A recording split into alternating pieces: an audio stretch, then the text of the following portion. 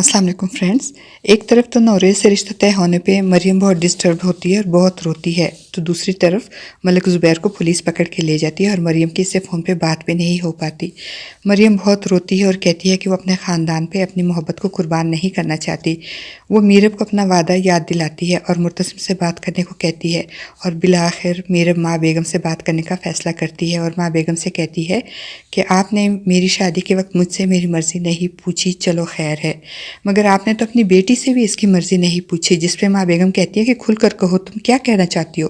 तो मीरब कहती है कि इस ख़ानदान की हर लड़की चुप हो जाएगी, सबकी मर्ज़ी से शादी करेगी, इसलिए नहीं कि इनके बाप और भाई उनको चुप देखना चाहते हैं, बल्कि इसलिए कि उनकी माएँ उन्हें खामोश करवा देती हैं।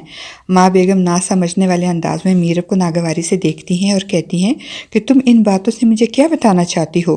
तो इस पे मीरब माँ बेगम पे ये बम फोड़ते हुए कहती हैं कि मैं आपको ये बताना चाहती हूँ कि मरियम इस शादी से खुश नहीं है। और मीरब की बात सुन के माँ बेगम को तो जैसे पतंगे लग जाते हैं और वो गुस्से में मीरब का हाथ पकड़ते हुए मरियम के कमरे की तरफ जाती हैं और कहती हैं कि मैं मरियम की माँ हूँ और उसकी खुशी और बेहतरी से ज़्यादा मुझे और कुछ नहीं चाहिए। और दूसरी तरफ मलिक ज़ुबैर ज़मानत पर रिहा होकर वापस घर आ जाता है और जब मरियम उसको फ़ोन करती है तो वो उसको एक बार फिर घर से भागने पे इसरार करता है। हवेली के इतने टेंस्ड माहौल में मीरब और मुर्तसिम के रोमांटिक सीन ड्रामे में ठंडी हवा के झोंके की तरह महसूस होते हैं। जब मीरब सो रही होती है और नींद में इसका सर तकिए से नीचे ढलक जाता है और मुर्तसिम तकिया इसके सर के नीचे रखता है, तो नींद में करवट बदल के मीरब मुर्तसिम के बाजू को तकिया समझ के उस पर सो जाती है और मुर्तसिम कुर्बान होती हुई निगाहों से मीरब को देखता रह जाता है और दिल ही दिल में खुश होता है कि आखिरकार इसकी खामोश मोहब्बत की हिद्दत मीरब के दिल तक पहुंच ही गई है। और जब मीरब नींद से जाग जाती है तो उसको ये मौका मुनासिब लगता है और वो मुर्तसिम से कहती है कि मरियम इस रिश्ते से खुश नहीं है।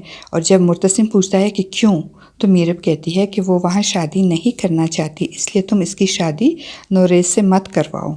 और जब अगली सुबह मुर्तसिम मीरब से पूछता है कि साफ साफ बात करो, मरियम की शादी नौरेज़ से क्यों नहीं होनी चाहिए, तो मीरब को चारों नाचार मुर्तसिम को ये सच बताना ही पड़ जाता है कि मरियम किसी और को चाहती है। और दूसरी तरफ नौरेज़ अपना रिश्ता मरियम के साथ तय होने पे बहुत खुश होता है और खुशी खुशी मरियम से मिलने आता है और कहता है कि मुझे मालूम है कि आप मुझे बहुत पसंद करती हैं, बल्कि इनफैक्ट आप मुझसे बहुत मोहब्बत करती हैं।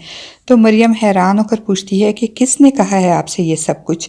तो नौरेज़ कहता है कि एक फरिश्ता सिफत इंसान ने जो आपके दिल का हाल जानता है। इस पे मरियम झुंझुला के कहती है कि मैं वही तो पूछ रही हूँ कि आपसे कि वो कौन है। और ऐन उसी वक्त उस रूम में वहाँ पे हया दाखिल होती है। तो नौरेज़ इसको देखकर मुस्कुराकर कहता है कि हया ने बताया है मुझे। मरियम ये सुनकर हैरान, जबकि हया अपना भांडा फूट जाने पे परेशान हो जाती है। अब देखते हैं नेक्स्ट एपिसोड